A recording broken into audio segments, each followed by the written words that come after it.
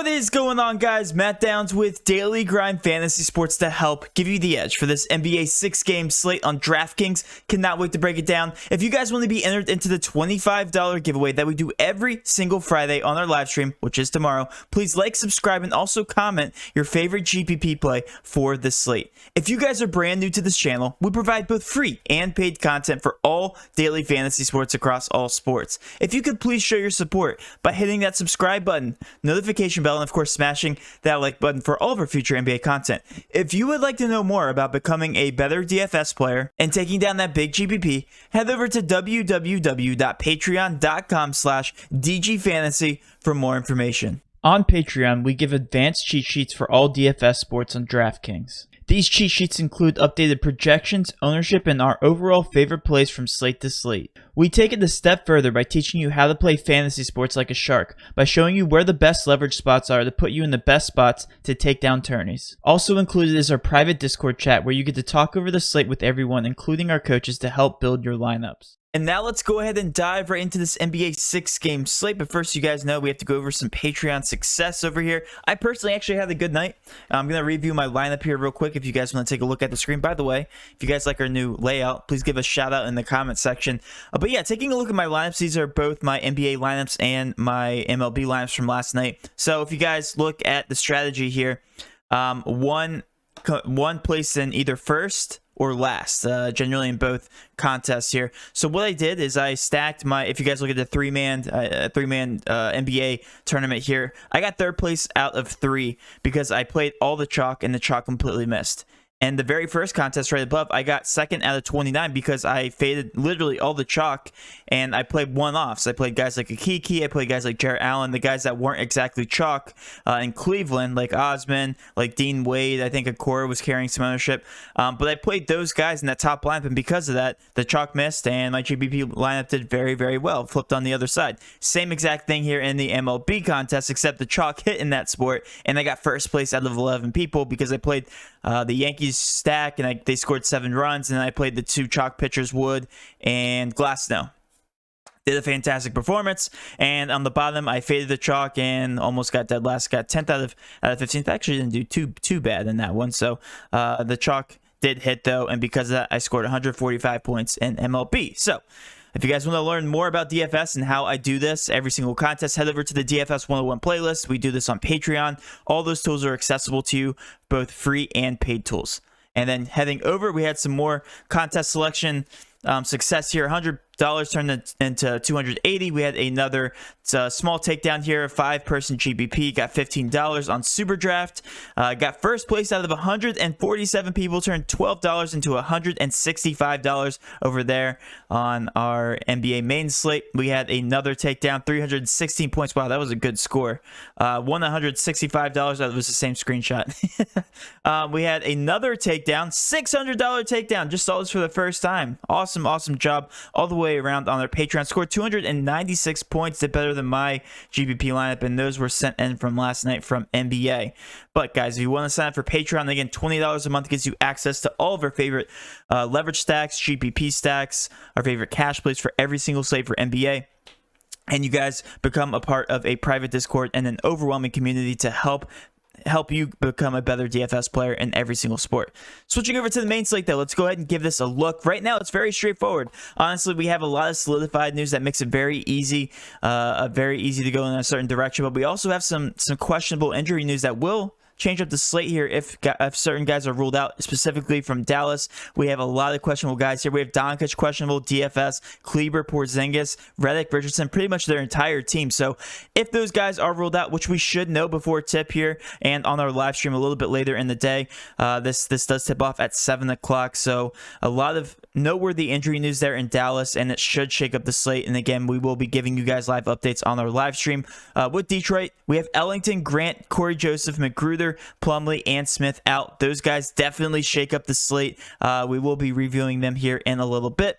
With Brooklyn, we have Johnson questionable, Brown, Chiozza, Claxton, and Harden out, and now Kevin Durant's playing about 31 to 33 minutes. So we definitely have to pay attention to that. We will be giving that a look here in a little bit. With Indiana, we have Goga, Lamb questionable, Sabonis, and Turner are officially out. Some value plays are there in Indiana. With Milwaukee, nothing really going on. With Houston, we have Bradley, House questionable, Augustine, Brown, Gordon, Nwaba are out. Doesn't really impact that picture, and they are a really bad team in general. With Golden State, this is the one team I want to be paying attention to because their over-under is the highest on the slate, 235, and we have Kelly Oubre and a nice little usage guy out. We have Damian Lee out and Pascal out.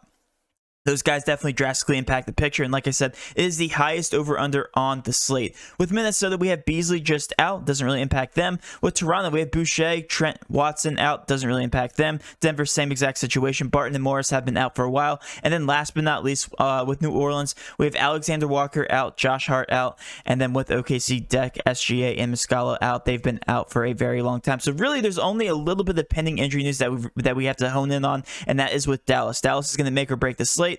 But that being said, we have a lot of news to look at already. A general direction if all those guys decide to be ruled in, and they are playing, starting with Golden State, the highest over-under on the slate for the third time saying that in this video. There's some very obvious value plays here with Golden State, starting with Kent Bazemore. Kent Bazemore, $3,900, and projected right now at 31 minutes. And if we take a look at his fantasy points per minute with these guys off the court, he is averaging 0.86 fantasy points per minute. I know not the best usage rate, but that's because he is strictly a shooter in a high-paced matchup. So absolutely love Kent Bazemore there. And then with Looney projected 26 minutes. Right now comes out to a 6.4 point per dollar value, $3,700 in a pace-up spot. His price tag went down, which makes absolutely no sense. Love him for another value play. Jordan Poole, also not that bad of a spot here, averaging 1.07 fantasy points per minute and 24 projected minutes. He is probably one of my favorite value plays in terms of upside, just because he's a better player than Kent Bazemore and Kevon Looney, and he's a 6 point per dollar value. And again, if he's handling that ball in the second unit, I definitely can't get behind that. Your obvious plays are going to be the pay up options here with Andrew Wiggins, also talking about Draymond Green,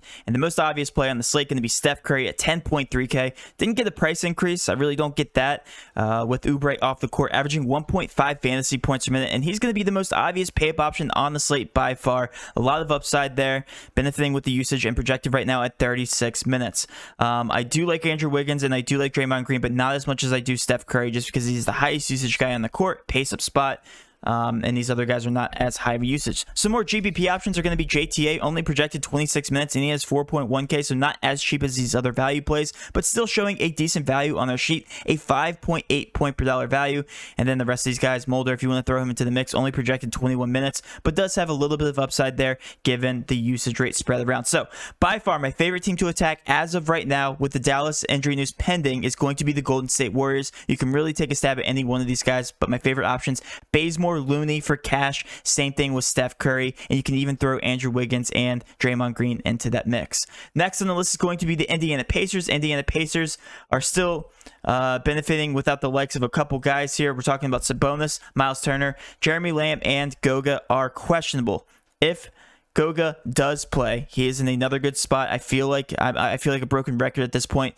He's been rolled out the past two contests that we've said that, so tread lightly here. $4,000 projected in 21 minutes. If he does play, averaging 1.22 fantasy points per minute with Miles Turner and both Sabonis off the court there. 6.4 point per dollar value. And then Brissett, however you pronounce his last name. If Goga is held out, Brissett gets another huge boost.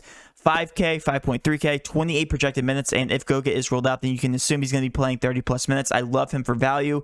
If Goga does play, I still like him more for the GPP option just because he's projected only 28 minutes, and again, in a very good matchup here versus the up-pace Brooklyn Nets. Switching over to the other side of the ball, there's some more value plays on the Brooklyn side, and when I mean value plays, I mean just Kevin Durant. Kevin Durant is projected 31 to 33 minutes. They have talked about increasing his minutes going forward, and right now with 33 projected minutes and averaging 1 1.46 fantasy points per minute without Harden on the court. Still comes out to a 5.7 point per dollar value. I know it's not the best matchup, but it's Kevin Durant, 8.5K. He was 8.3K last contest, and he only got a $200 increase. I really do like him. I think he's going to be definitely on the chalkier side just because 33 minutes is actually pretty close to his normal minutes he played before his injury. Projected about 35 to 37-ish minutes before the injury. It's only a 4 minutes difference and an 8.5K price tag. I really do like the discount on Kevin Durant. I don't think it's a trap. Given the matchup, a high usage guy doesn't really need to worry about the pace of the game. And then last but not least, let's move over to the Detroit Pistons. They are without everybody, and I mean absolutely everybody that's noteworthy on their team. When we take a look at the injury report here with Ellington, Grant, Joseph, Magruder, Plumlee, and Dennis Smith out. So that's all the point guard play. And because of that, I do like the point guards. I like attacking these guys. And I think these guys are going to be more GPP worthy just because of the pace of the game. Right now, they're only projected to score 104 points. That's very, very low when you compare them to the rest of the league. But they're going to benefit drastically without all these injuries on the court. Frank Jackson, 6.6 point per dollar value. When we take a look at the usage chart here, Frank Jackson, if I can find them, 0.86 fantasy points a minute with these guys off the court, and that's in 224 minutes of sample size. I really do like him here. 3.5K is a near bottom of the barrel price tag for a guy that's playing close to starter minutes. If he does start, I like him even more. But we expect Killian Hayes to start here, 4.4K, 28 projected minutes. It looks like they're splitting those minutes because they don't know really who's going to start. I'm going to take the starter. Killian Hayes is a more productive player, averaging 1.02 fantasy points per minute and a 6.5 point per dollar value. So yet another good value play. Again, both of these guys are going to be GPP worthy. I don't mind them in cash as a last piece, but I'm going to prefer these better value plays, these higher pace value plays in the games of Golden State and Minnesota.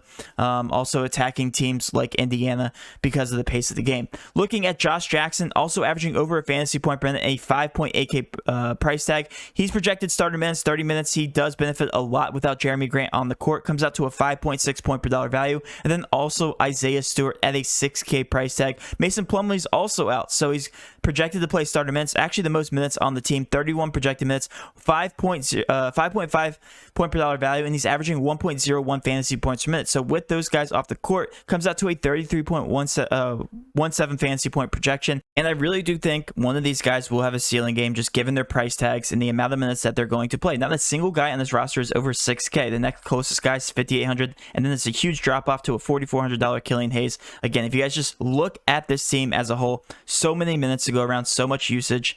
And that being said, let's go ahead and move on to our Prize Picks picks. If you guys haven't signed up for Prize Picks, the link is in the description. Also, if you use code DGF when signing up, you get a 100% match up to $100. And right now, it's just free money if you guys want to head over and take these picks that we're about to give you. Right now, my lock on the night is going to be Josh Jackson at 30 points. Right now, we haven't projected to hit that over 33.16 points. And again, like I said, so much upside with these Detroit Pistons. Grab that 30-point projection. I also like Isaiah Stewart at 31 fantasy points. I believe both of these guys, given the most amount of minutes, will hit their over tonight versus hopefully decimated Dallas Mavericks if these guys do play. Yes, I'm not as bullish, but again, if this should be a G League contest if both Porzingis and Doncic are held out. That being said, guys, hopefully you did enjoy this video. If you did, please do hit that subscription button, notification bell, and of course, smash that like button for all of our future NBA content. With all that being said, have a great rest of your day, and let's cash.